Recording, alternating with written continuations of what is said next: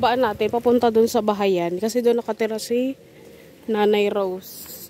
Sigaw mo na si Cherry Rose.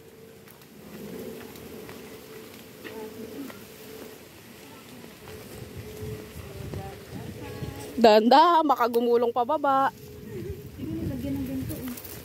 Siguro may dumalis dito.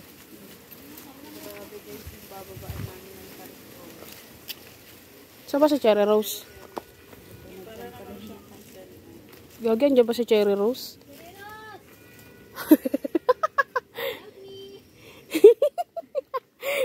So yun guys, ang taas niya. Baka madulas ka din eh.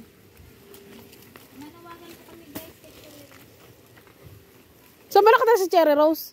Di ba dun? Dun oh. Ito oh. Hindi, may isa pa doon sa dulo. Pangalawa siya.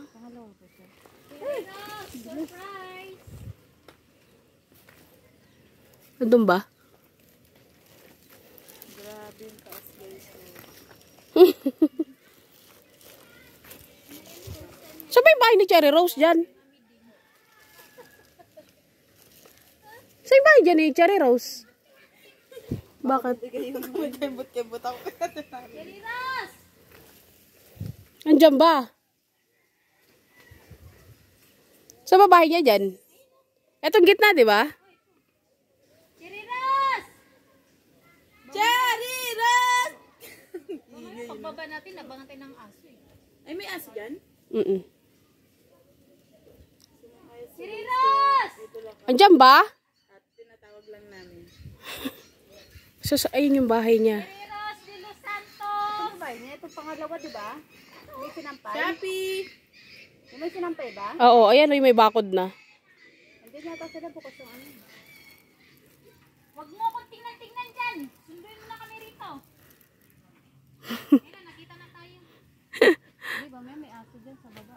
Dito na sa gitna. Nakatakot ng buo ba dito? So, ayun guys, bababaan natin itong na to. Pero carry naman kasi may husband.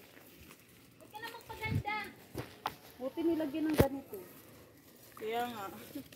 Parang ano kami dito, ay walang ganito nung nakaraan. Wala. Yung hakbang mo pa ganun, oh. Parang dudulas ko talaga dito. Kasi marami kami bit-bitin.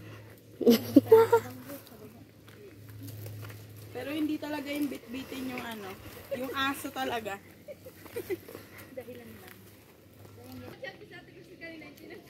Walo ka. Kanina pa ako nag-chat.